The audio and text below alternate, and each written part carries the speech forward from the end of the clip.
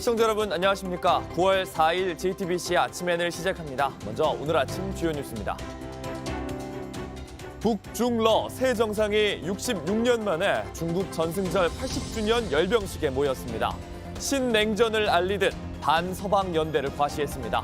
김정은 위원장은 인민복 대신 양복을 입었는데 정상국가 이미지를 강조하려는 의도로 풀이됩니다. 이재명 정부 첫 민정수석을 지낸 오광수 변호사가 통일교 한학자 총재의 변론을 위해 특검 사무실을 찾은 걸로 확인됐습니다. 3대 특검이 임명된 시점에 현직 민정수석이었던 인물이 특검 핵심 피의자의 전관 변호인이 돼 논란이 예상됩니다. 내란 특검이 국회 계엄 해제 표결 방해 의혹과 관련해 추경호 전 국민의힘 원내대표를 다시 압수수색했습니다. 국민의힘은 이에 반발하며 무기한 농성에 들어갔습니다. 오늘은 전국이 흐리고 중부지방을 중심으로 한때 비가 오겠습니다. 한낮에 전주는 33도, 대구가 31도까지 오르는 등 남부지방을 중심으로 무더위가 이어지겠습니다. 중국의 전승절 80주년 열병식에서 북중러 세 정상이 66년 만에 함께 망루에 섰습니다. 미국에 맞서는 새로운 연대라는 점을 과시했는데 그야말로 신냉전의 서막을 여는 듯했습니다. 김혜미 기자입니다. 베이징 티안안먼에 깔린 레드카펫 위로 북한 김정은 위원장이 모습을 드러냅니다. 시 주석이 두 손을 내밀어 김 위원장을 맞이합니다. 20여 개국 정상들의 기념 촬영, 김 위원장은 푸틴 러시아 대통령과 함께 중심에 섰습니다. 티안안먼 망루에 오를 때도 세 정상은 나란히 함께했습니다. 김 위원장은 줄곧 시 주석 왼쪽을 지켰는데 의전상으로 푸틴 러시아 대통령 바로 다음입니다. 이어 차례로 중국의 항일전쟁 참전 용사들과 악수를 했습니다. 시 주석의 행동을 두 정상이 따랐고 전 세계에 이 모습이 생중계됐습니다. 中国人民抗日战争暨世界反法西斯战争胜利80周年大会现在开始。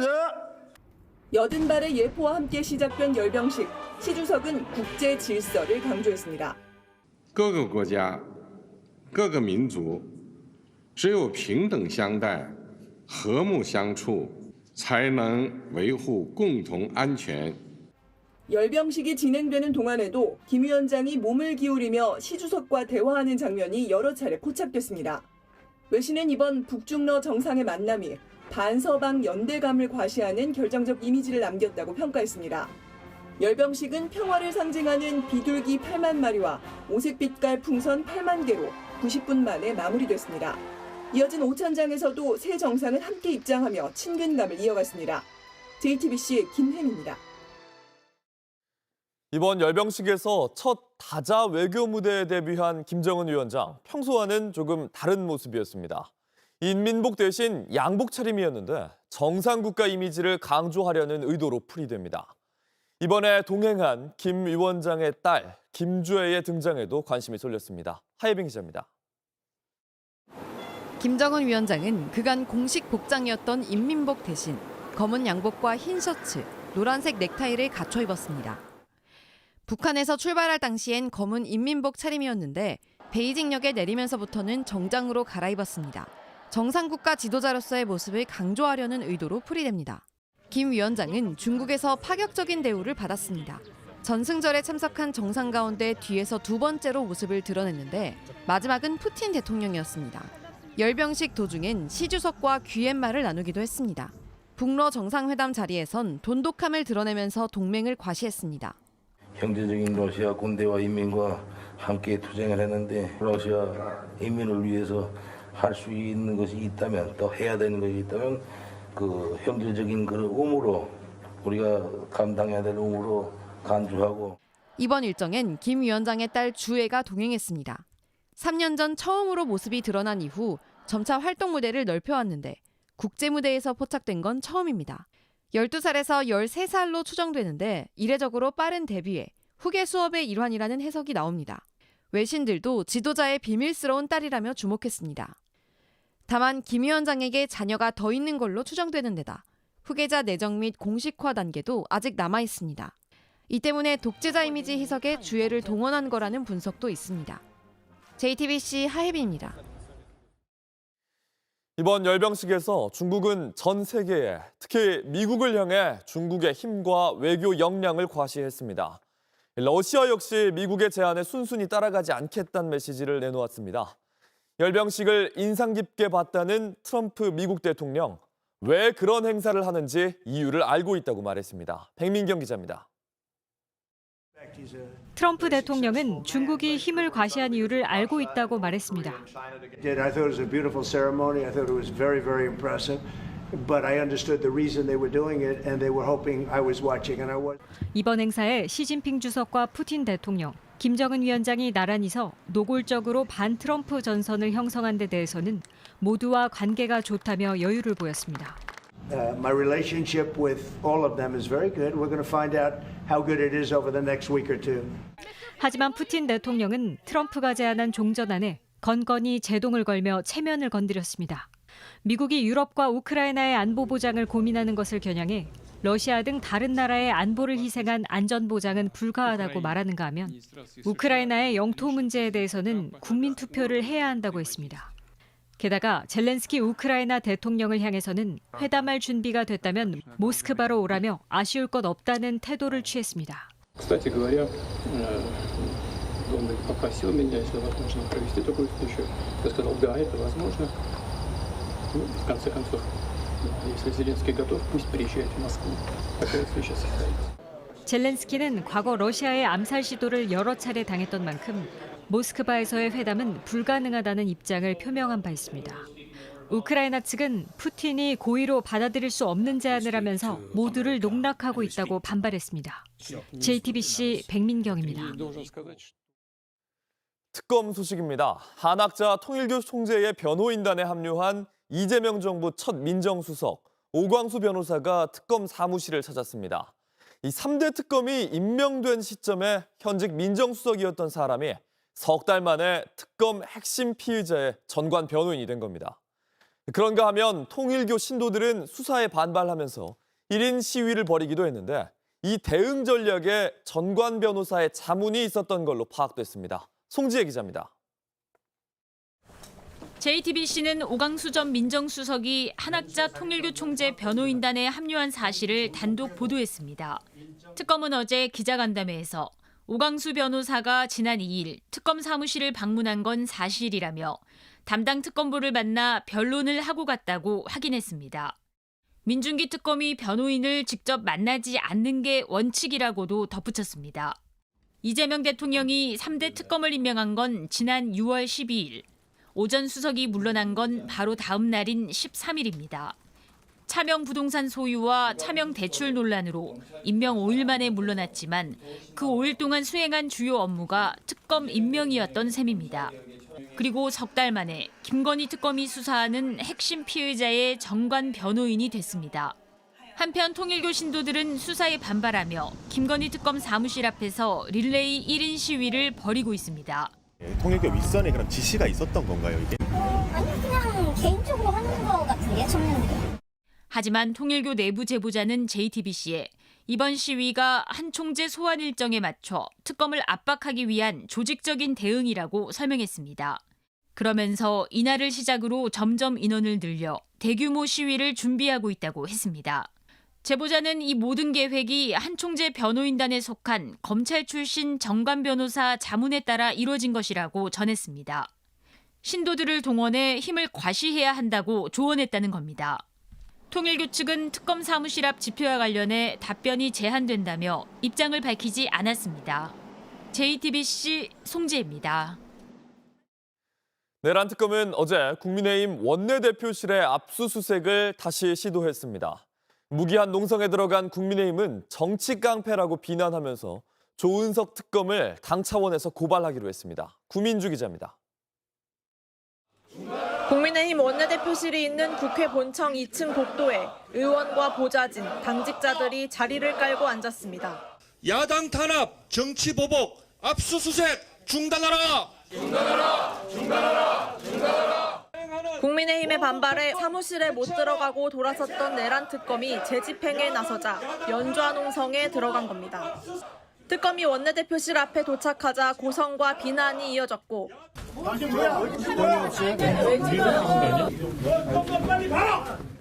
건물 안으로 특검을 안내하고 상황을 살피던 국회 방옥과 직원에게도 항의가 쏟아졌습니다.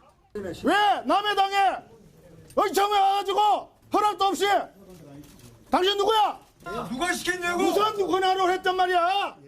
국민의힘은 영장 속 압수 대상 기간이 추경호 전 원내대표가 취임한 지난해 5월부터인 걸 두고 과도한 수사라고 반발하고 있습니다.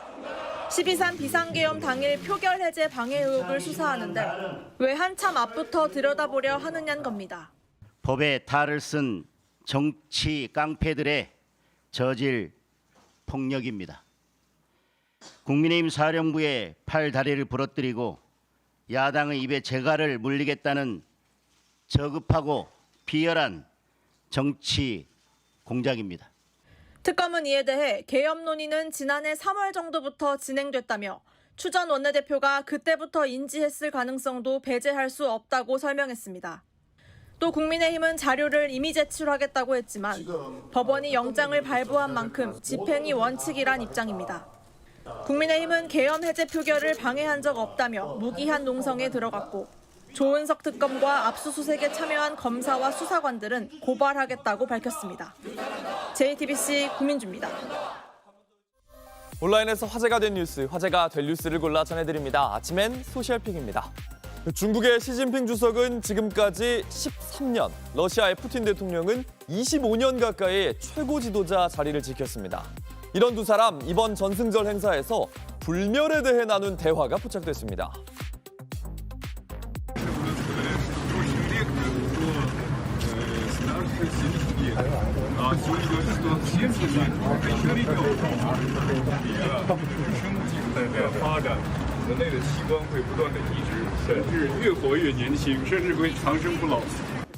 시진핑 주석과 푸틴 대통령 그리고 김정은 국무위원장 세 사람은 열병식에 참석하기 위해 천안문 망루로 이동하는 중이었는데 이 장면이 중국 관영방송을 통해 생중계되고 있었습니다. 외신은 이 대화가 김정은 국무위원장에게도 번역되었는지는 확실하지 않다고 봤습니다. 불멸의 대화가 이어진 뒤에 시진핑 주석의 목소리가 들렸습니다.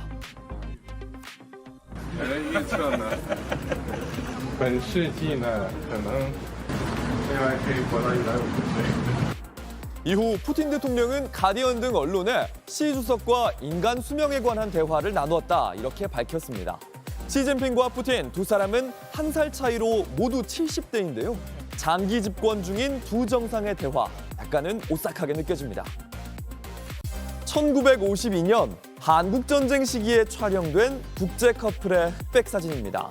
너무나 사랑스러운 모습의 이 사진들이 한국과 미국 온라인에서 크게 화제가 됐는데 제가 직접 사진 속 주인공을 만났습니다. 한국에 온 랄프 스미스, 간호사로 온 유선과 사랑에 빠졌습니다. 여러 언어에 능숙했던 랄프는 금세 한국어를 읽고 쓰는 법을 배웠고 유선과의 사이에서 아들 찰리를 낳았습니다. It's baby. That's me. Yep. So my dad just had his birthday. It was his 63rd birthday. And 73rd, sorry.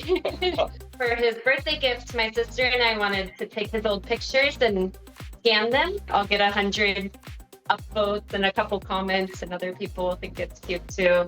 And made it so popular was the love story that was behind those pictures. 2004년 찰리의 어머니가 세상을 떠난 뒤 같은 해에 아버지도 세상을 떠났습니다. 전쟁 이후 미국으로 와 살았던 힘들었던 시절에도 부부는 가족 모두에게 사랑과 미소를 남겼습니다. My father told me that after he met my mother, they made the decision that they were going to have as happy a life while they still were alive. Terrible as things were during the war, and as difficult as life was, they found a way to laugh and to smile and, show their love. That's what I think of when I see that picture. Take all this time and peel grapes for her grandchildren, or she'd make waffles and just so carefully put butter in every square the same amount, and you know, these actions she did, like, I think the coolest part of Korean culture she taught me was like how to show love for other people through. 한국에 대한 그리움, 자부심, 그리고 애정은 이제 더 어린 자녀들에까지 이어지는 중입니다. My daughter wanted to go to a jjimjilbang because she saw it in K-pop Demon Hunters. 작은 사진 속에 담긴 긴 이야기에 다른 문화를 받아들이고 사랑하는 모습을 가르쳐 줬습니다. 포르투갈 리스본의 상징인 노란 전차 푸니쿨라가 탈선하는 사고가 났습니다. 이 사고로 15명이 숨졌습니다. 현지 시간 3일 사람이 몰려있는 도로 한쪽에 노란색 전차가 보입니다. 이 안쪽에는 희뿌연 연기로 가득한데 또 다른 전차 완전히 부서져 있습니다. 관광객들도 많이 이용하는 이 노란 전차 1885년 개통된 리스본의 상징이었습니다. 이 사고가 난 노선 지역 ju민들도 이용을 하는데 지금까지 최소 15명이 숨지고 외국인을 포함한 18명이 다친 걸로 알려졌습니다. Fomos alertados às 18h08 para um descarrilamento aqui do elevador de Santa Justa. Em 3 minutos chegamos ao local, rapidamente chegamos aqui ao local. As causas do acidente.